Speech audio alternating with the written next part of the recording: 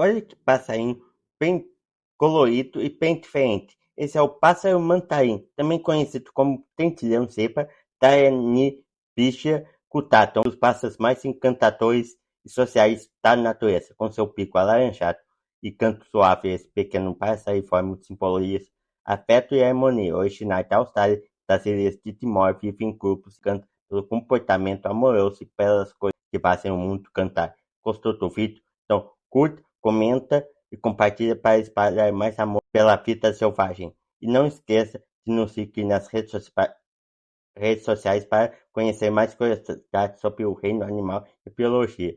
Leia a legenda abaixo e se surpreenda.